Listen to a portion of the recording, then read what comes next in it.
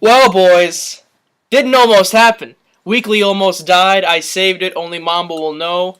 But sadly, Font is not here this week. He'll be back next week. He's living it up in Vegas. God have mercy on his soul. Let's start up rapid fire. You're safe. We got you. What are you? I'm on fire! It's all right, you're not on fire! I knew it, you're lying!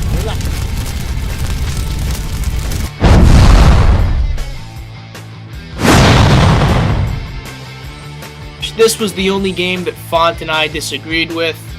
Like I said, the commish always finds a way to win those games where you count him out, and he needs it. Solid 107 points. Dak Prescott, who I love, 24. Jerick McKinnon just should not be starting in this league. Antonio Brown, for some reason, he wants to dump Antonio, 18. Decent game for the commish, one of his better games in the year. Hopefully he can get a streak going. Head over to Team Fish. I have officially ripped up my tickets. I'm not coming back.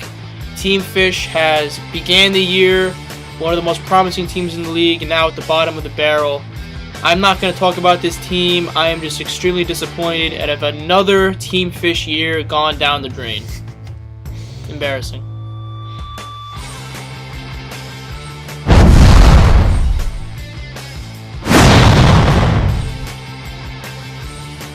Neps prevails. His wide receivers finally produce just like we thought they would. Allen Robinson gets back on track with 17. Latavius out of nowhere, 31. Dontrell Inman, a snappy 8.6. Moving on to Font's squad. Cam with a lackluster 14. Basically down the board, everybody at 14. It looks like McCoy 14, Yeldon 13. Travis Kelce got ejected. Love the move from Kelce, but Font obviously not. Rashard Matthews, what a plug-in, 2 touchdowns. Derrick Henry pulled something in pregame warmups. That is not a joke. He actually did. Goose egg. Font, better days are ahead. If I can say one thing, Font, to brighten your mood, Rashard Matthews' play was phenomenal. I did not expect 21.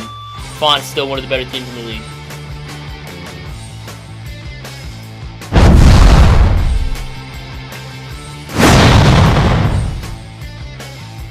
I'm just going to come right out and say it. I hate Zach Adino's organization. I don't understand how they're able to put up this many points each week. I think it's a crime that they're above 500. Zach Adino is a very, very, very mediocre human being. Mark Ingram, out of nowhere, 30 points. That's a fluke. Blake Bortles finally had a good game. I doubt he'll stay in that starting lineup forever. His backs are up and down each week. Jordan Matthews can't catch for shit. Quincy Enunwa, big player bust. Not Mike Wallace. Every dog has its day. He's carried by his special teams. Zach started Dennis Pitta, the former Nep. Former Nep. I hate talking about Zach Adino's team. I'm very happy Mamba got this win, but it was barely. And it was absolutely embarrassing that it was barely. Carried by Melvin Gordon, one of the big surprises of this year. Colin Kaepernick, good play. Good play, Mamba. It was very wise of you. Booker sucks. Odell is treating you well. Cooks is hit or miss. Cameron Brate, very nice, 13. And Christine Michael was the big one. I don't think he's going to get the start in the White Mamba roster again this week. Christine Michael almost cost Mamba this game, and I think that does deserve a benching. He did walk me off, though. We'll see. White Mamba above 500.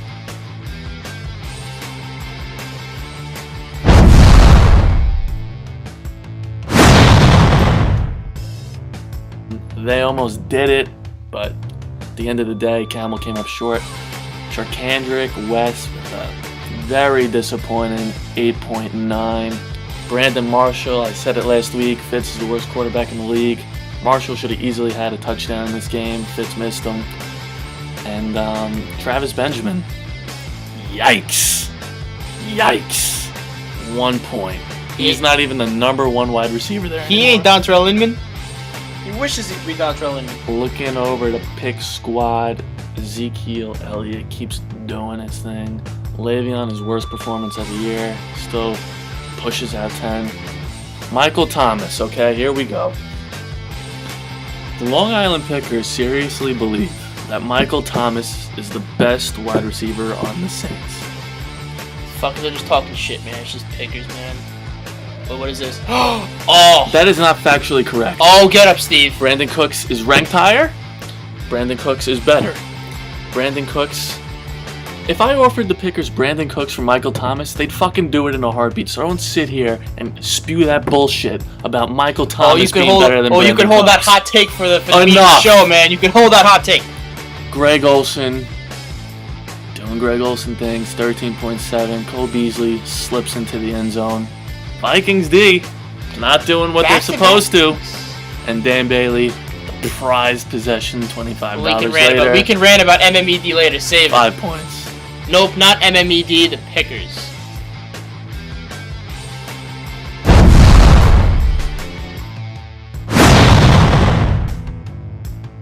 The prestigious few who get to come together and create the power rankings for each week. It's a very important job. It's a very difficult job.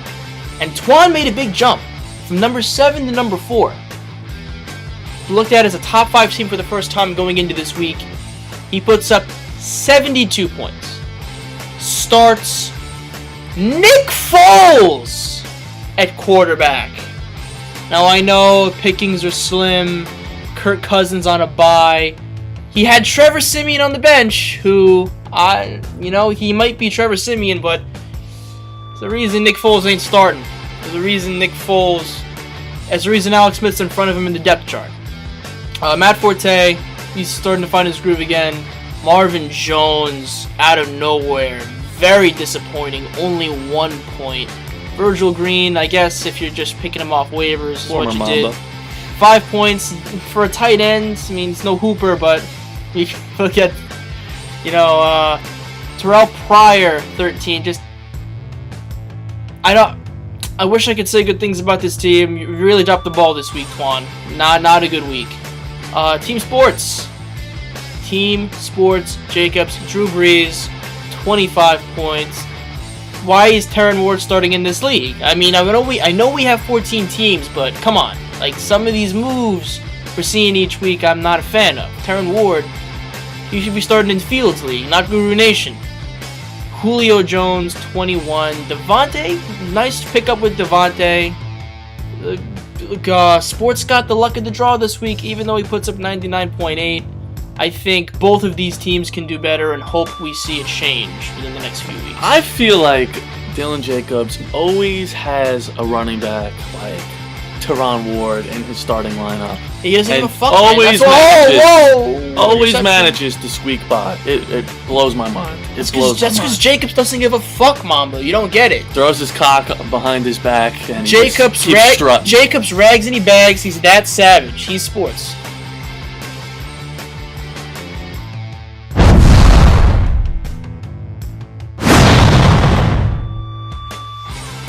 Mike Evans went absolutely off. DeJuan Harris, 20 points in place of Carlos Hyde. Now, what's interesting is, if MMED had Carlos Hyde, would they have played DeJuan Harris? In their flex, maybe. Amari Cooper, 8.6, tough matchup. Jimmy Graham is officially back. Oh my God. 2 one-handed catches on Monday Night Football. Looking over to MMED, Matt Ryan keeps doing his thing. DeMarco as well. Jay Ajayi keeps rolling. Worth the money, MMED. I regret everything I said. Randall Cobb, weird-ass game for him. He was inactive, came in. I don't even know what the fuck was going on there, but he scored a touchdown. Dorial Green-Beckham. Egg. Kyle Rudolph. Thought he would have a much better game than that. Just one catch for Rudolph. Luckily, he goes for a touchdown. And Kenny Stills left this game with an illness, probably because he realized he was in MMED's lineup. He threw up on the sidelines and did not return.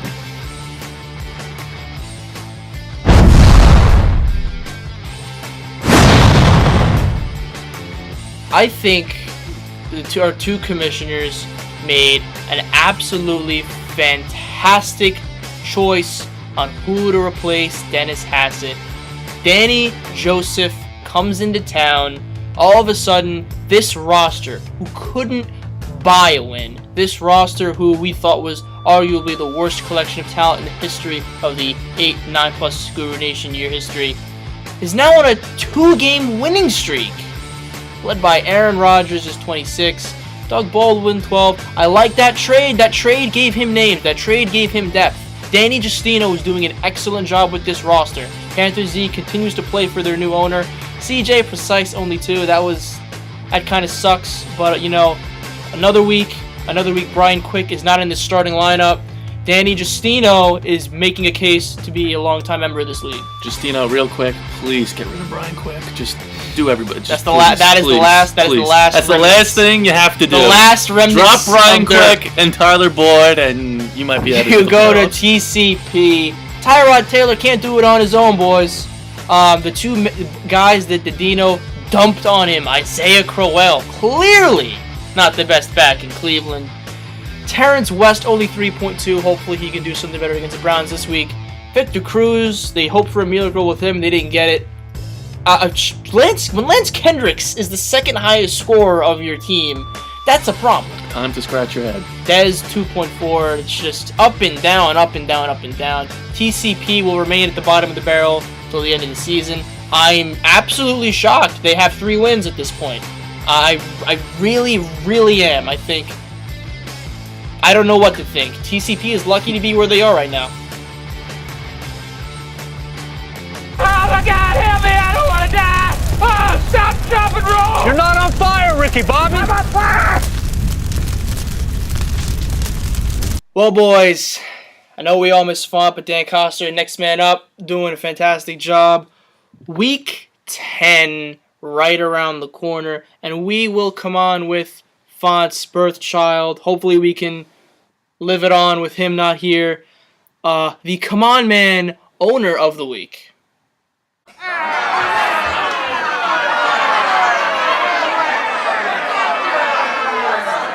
Now, there were a couple of questionable plays this week. You can go to Team Jacobs, Twan Squad, TCP, MMED, the Long Island Pickers. It seems that everybody, almost every team in this league, had a questionable play that could have made this spot. But I'm going to do something a little outside the box here. Something that isn't even Guru Nation specific. Now, I was going to run this by Font, I was going to run this by the commish, but sadly, neither of them are here, so I'm running the show right now. This owner is going to be shocked and embarrassed that this is going to be shown on to the world and all the other members of this league. I showed Dan Coster earlier, and he was speechless. Coach Jim McElwain, David Goodman, has been in a lot of top news stories of the league. The crying Hillary supporter, David Goodman. It's been a rough couple of days. It's about to get worse. Let me ask you something. Oh, Trump, baby! Let me ask you something. Everyone in the league watching, and listen carefully. Imagine you were going up against someone in fantasy football that does not check their lineup. Someone who leaves 2 or 3 players on buys in the starting lineup for the game, and 2 more players put up goose eggs. That's 4 or 5 goose eggs on a 9-man roster, while you yourself have everybody playing. How can you lose that game, right? Well, just so happens, in another league, Coach David Goodman lost that game. David Goodman is our Come On Man owner of the week, and we'll bring up that box score right now. I want you to look at this matchup and just look at it and be amazed, because you will never see anything like this again in your lives. How in the world did David Goodman lose this game? It's one of the most embarrassing things I've ever seen in my life. Come on, man. Come on, David Goodman. Our cousin John does not check, obviously. He plays Larry Fitzgerald, Matt Jones, and Chandler Catanzaro on buys. He must be a big derpy Hassett guy. Maybe. We all know Goodman is. Alan Hearns puts up a goose egg, and single-handedly, Jimmy Graham and Russell Wilson carry him to a win. I don't understand how Goodman can live with. He didn't think anyone would find out about this, but that's not how I roll. This is a prime example as to why David Goodman's life is in the shitter right now. Why didn't you vote for Trump, dude? Why didn't you vote for Trump, Mama? I'm not gonna get all political because we could be here for a while. I don't know. I really don't know why not, and it cost him right here, clearly. My Come On Man of the Week, MMED, okay? You guys were in a pinch, I understand, but you went back to a well that did not give you any water. You're obsessed with Dorial Green Beckham. Obsessed. Is he even still on the roster? I don't know. Check later. You guys were raving about him last year. I just don't understand. Dorial Green Beckham serves you right. I just don't get it. Come on, man! That's it. Listen, like we said, anyone could have been a Come On Man of the Week. There are a lot of people that made some crazy moves. Napoleon Dynamite with Aiello, Twan, risky, interesting. Mr. Ward. All I know is that Long Island Pickers went out of their way to get Dan Bailey, and he puts up 5. Puts up 5 points. I don't get it. $5 per point. Well worth it. And Long Island Pickers likes to do all this shit to get in the headlines. They're really starting to rub me the wrong way. I gotta be honest. They're trying to, now that the pursuit is off the table, they'll do anything they can to get in the top news stories. And if I were in the Pickers organization, that's not what you want to be doing. You're 8-1 in this league. Connor James. And you're constantly blabbing. Constantly. I think, listen, obviously, Dominic Bove is getting more leeway in this organization. When Connor James runs a steady, a tight ship, where everyone does their job, no one goes out of character, no one cares about making headlines. And clearly, the way this team has been performing recently, Dom Bove is making his presence known in this lineup. Bove needs a good kicking, because let me tell you something. After Kristen Michael scores the touchdown Monday night, which thank God gave me the win, Bove goes, "Oh my God, how lucky is Mamba? Are you kidding me? I scored 126 points. Do I deserve to lose?" Dom Bove. What? You know what? Michael Fontanella still doesn't think it's going to happen. We will get Dom Bove on this show when he takes on Michael Fontanella. Actually, the regular season is almost coming to an end, so that day is growing closer and closer. That's like McGregor, Nate Diaz. McGregor Alvarez, man, with that steel chair. Love that, was hilarious. But I don't know how they're going to coexist in Turkey Bowl. I still questioning Ben Hoffman's draft choices in that aspect, but maybe some Geno Smith, IK, and Kompali actions will take place on the field instead of the locker room. We'll find out, man. Well, we already have our trade analyst in here. He's taking the reins for co-host this week. Only one trade happened this week. It's been a very slow news week. Not a lot of big moves in free waiver wire. We will get the money check. Only one trade this week, and it poses some questions. So it was so small that we have to talk about it, which is crazy to say because Coach Jim trades Peyton Barber for the Commissioners, Mike Didino's Mohamed Sanu. Being the trade analyst, Mamba, why? Just why? I understand don't get it from Didino's aspect here. Doug Martin, Peyton Barber's kind of the handcuff right now, so it makes sense for him. I don't understand what Mohamed Sanu, this guy's been dropped and added about 50 different times this year. You're not playing him this week. Maybe it's for the future. I don't know. but Mohamed Sanu is a joke. There's a ring of honor, if you will, of NFL players that are jokes in Guru Nation.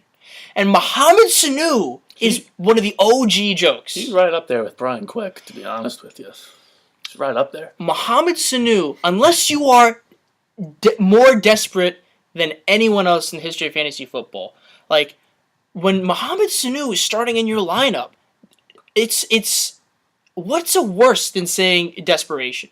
Because that's what happens when you start Mohamed Sanu. It's like 1 week he'll get 3 catches for maybe 70 yards, and then the next 3 weeks he'll get 3 combined for 40. I don't get it. There's nothing. This was just 2 guys wanting to make a deal for shits and giggles. I'm dying to know, like, how the text worked back and forth here. It's like, Didino's like, yo, Goodman, is Barber available? He's like, yeah, only for Sanu. Like, what? Like, what was the thinking behind that? Like, we've all had our deals where we put away little players for little players just to help smoothen out our lineups. But this, Peyton Barber for Mohamed Sanu, that helps no one. That doesn't help you. It doesn't help either. It's such a meaningless trade. it helps Didino for this aspect, I believe. Just a little bit, because if Doug Martin does not play this week, Peyton Barber is going to start. Peyton Barber in one of how many times he started? He is a little handcuffed, but You know how awful he was in one of the games he started this year? that guy's a guy, man. This is what happens when no trades are made. This is what happens when there's a no news this week. We talk about Peyton Barber and Mohamed Sanu. No big free agent Who's that? Who's in? Who the fuck is that? Not a clue. Devolve? Wait. No big free agent money spendings this week. I think the highest was like 15. I spent them on J.J. Nelson. Goodman spent $15 on a defense. You know what? That's a perfect segue into the money check. Only 2 $15 pickups were made. I picked up J.J. Nelson. Goody picks up Patriots defense for $15. And you might think it's a little crazy, but I love the move, Goodman.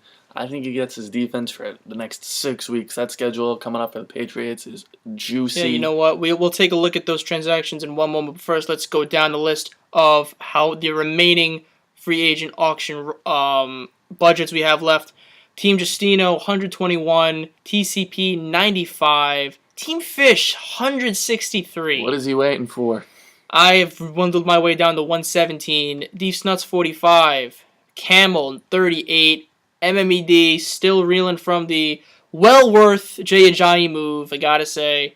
Twan, 106. Zach, 72.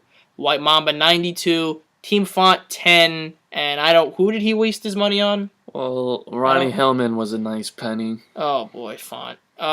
Team Sports, only 14 left. He's been spending. Coach Jim, 95. And the Long Island Pickers, 40. That number's surprisingly low. 40 for the Pickers. Now, if we can, let's go to the transaction summary and see if we can find out what's happened here, what pickups were made. Many names here. TCP adds Joe Flacco for $12. Oh, perfect. This reminds me. Okay, so in the group chat, just with, my grade and, Dombo, Connor James, MMED, all them. TCP had no fucking clue Tyrod Taylor had a bye this week. Oh. Not a clue. I hate hearing that. Not a clue. Connor James, I believe, goes... No, it was Ben Hoffman. Ben Hoffman goes, oh, TCP doesn't have a quarterback this week, with like an eye emoji. I still probably didn't have a clue. Then Connor James goes, TCP, why don't you pick up Flacco? So the next day, Joe Flacco has been added for $12. TCP, they're not even making their own moves. Connor James is he running 2 teams? Like, TCP, have some pride, man. Pick up your own guys. Make your own decisions. Pathetic. Absolutely pathetic. Well, we keep going down the transactions of this week. I finally parted ways with D'Angelo Williams. His knees not working out for him. Packers D is going to be starting for me this week. A lot of zero moves, $0, $0. Twan adds Nelson Aguilar for $2. And Dylan Jacobs adds Michael Floyd. Let me tell you something about Michael Floyd. That's the biggest waste of $4 all season long. Continue. We've got Twan adding Carson Wentz for $16. Your JJ Nelson ad we talked about. Goodman's Capri Bibbs 8 added by the commish. Eli Rogers Pick Squad $6. Now, I'll go on here about Capri Bibbs. If he overtakes Devontae Booker's job, Gary Kubiak better find a new home because I am gunning for him. Absolutely ridiculous on how he's treated C.J. Anderson and now Devontae Booker this year. And I think the final transaction we'll talk about, I think, is the big spender for this week. $20. Twan adds Paul Perkins. I did not realize this until just now. Paul Perkins, the guy's talented, but he can't really pass protect, and that's why he's not on the field as much. Rashad Jennings. I mean, it's you probably could have got him for much cheaper, but if Twan sees something there, Paul Perkins, okay, his touches have definitely gone up week to week, so we'll see if Twan caught lightning in a bottle. Well, it's just about that time to preview next week's matchups. Now, Font is not here, so his record will be obviously brought down here for next week. You'll obviously see mine right around this vicinity. White Mamba's going to make his picking debut here. Let's do it, man. Let's bring up the board. All right, Week 10 matchups. We will go down, starting with the real Young Gun versus Team Fish. As much as I hate Zach Didino's organization, I just can't see Team Fish getting a win here. Zach's starting to find his stride, and Fish has just been spiraling out of control. Zach wins. The White Mamba versus Say My Nameth. I love this matchup. Two very evenly matched teams. This might be the toughest one for me to call this week. I'm going to go with Say My Nameth. I think both teams go 5-5. Team Fontanella versus Team Jacobs. Oof, the respect both these organizations have for each other. Team Font gets the win. He will be 6-4. Team Jacobs 6-4 as well. Long Island Pickers coach Jim, that close to being game of the week. If only these two teams kept playing at their level up to now. What an anticipated matchup it would have been. Coach Jim, we got a lot of really close matchups this week. I will choose the Long Island Pickers. We'll get that win. Twan Squad versus Team Justino. After the week that Twan just had, it's not crazy to say Danny Justino can win. The question is, will Twan bounce back? That's the question. And I'm going to say Team Justino is going to be 3-7. Team Justino is going to be 3-0 in Guru Nation. And MMED taking on TCP. MMED all the way. Mamba, your picking debut. Team Fish versus Mr. Real Young Gun. I believe the Real Young Gun will bounce back versus Team Fish. Me versus Say My Nameth. I have to go with myself. I think Eli and Odell, that combo is about to pop off. Monday Night Football is a pivotal game in mine and Camel's matchup. Font versus Sports. I hate to say it, but I think Sports bounces back. This is going to be a 5-point game, though. Pickers at Coach Jam. I'm going Pickers. I hate to say it, but the Pickers are just going to win, man. Aiello versus Justino. Oh boy. I'm going Twan. I don't know. Twan is too much talent on his team. Justino, man, he's coming. Jonathan Stewart will be fine. I'm not panicking for Twan. He'll be all right. MMED versus TCP. MMED could honestly play DeMarco, Jay Ajayi, Matt Ryan, and win this week. So hey, Goodman lost that way too, man. We all know that.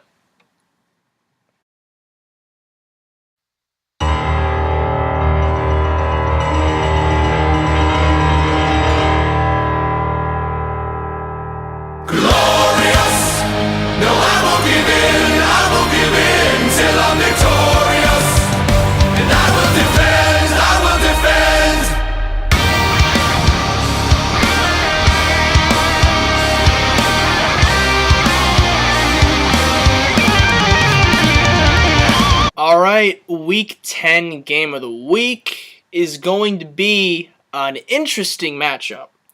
It'll be myself taking on the Commish, both of us desperately needing a win, even though our records are under 500. This will be, I think, both of our chances to get on our first winning streaks of the year, and at this time, getting on a win streak and getting that momentum is crucial. You gotta think a loss for either will kill the momentum heading into such a crucial time.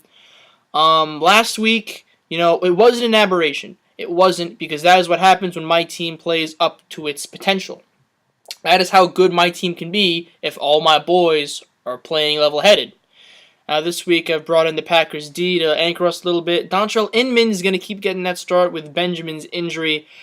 I am a little annoyed that Eric Ebron's on a bye. He's clearly won a very solid pickup. He's won that job over Kobe Fleener, but hopefully he can produce. Fat Rob. Love Fat Rob taking over Matt Jones' spot. I hate to toot my own horn, but another solid pickup. And sadly, Carson Palmer is going to be leading the helm. This will be his chance to try to win back the job from Jameis. Jameis has done a fantastic job while Carson's been dealing with some off-field issues. I think I match up well with the Commish. I think my team's better than the Commish's, and I think I am going to finally get on my first win streak of the season. Mamba, what do you think about my matchup? It's definitely a must-win for both teams. I feel that Didino really can't afford another loss because, he could afford one more loss. I can't afford another loss. But he would have to score a ton of points the rest of the way. He's just not a high-scoring team. Dak Prescott, he's the man. He's the man. I like Dak. Doug, will he go this week? Who knows? Probably a game-time decision. And if he does go, he'll probably be limited. Montgomery, he's been solid all year. Nice pickup. Antonio and Kelvin. No, that's his core. If Antonio, Kelvin, and Eifert all play up to how they can play, I'm in trouble. But then again, I could say the same thing about my core. So, Marcus Peters on Kelvin Benjamin. That should be a good matchup. Eifert versus Rashad Jennings on Monday night. Eifert's gonna feed on Monday night. I'm not disputing that. He's got Antonio Brown and Tyler Eifert. They will both feed, but I don't believe they're in the rest of Mike's lineup. I think there's too many inconsistencies. I think my boys. You look at this roster. Look at how they're still getting to know each other. Doug Martin and Tyler Eifert. Those were the only ones I think that were drafted by the Commish. And those are the only guys that know to play together. And even then, Eifert's been injured most of the year. Right. You look at my boys. Fat Rob and Rashad Jennings are a little new to the club. Dontrell Inman's getting along wonderfully with everyone in the locker room. These guys know how to play with each other. It's just a matter of getting their heads straight. I think this week they will, just like they did last week, and I get the win. Did you make your pick? I wasn't even listening. Not yet. No. But let me go on a little tantrum about your team. I think Carson Palmer can have a very nice game. He will against San Francisco. Rashad, I'm not a fan. Robert Kelly, Minnesota. Interesting to see how he does. Latavius on a bye. Allen Robinson and Jordy Nelson. This matchup is the battle of the wide receivers. Whatever duo outscores the other, I believe that team will win. I think Mike Didino wins this matchup. I just think Antonio Brown and Kelvin are better than Allen and Jordy. That's what it comes down to for me. And Dads will get a very much needed win. 5-5, and I don't think Mike Dedina has scored over 115 points this year. Pretty crazy. Will he do it this week? Who knows? Alright, we're almost done for this week.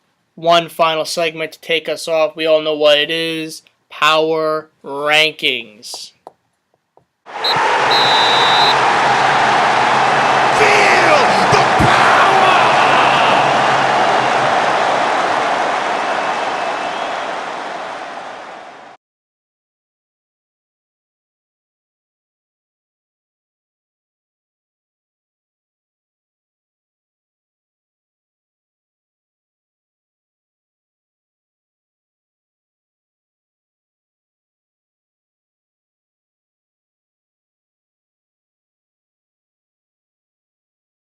Alright, everybody. Font will be back next week. We all know he's the star. We all know he brings the sizzle. So you'll all have that fun next week. Font will be potted up.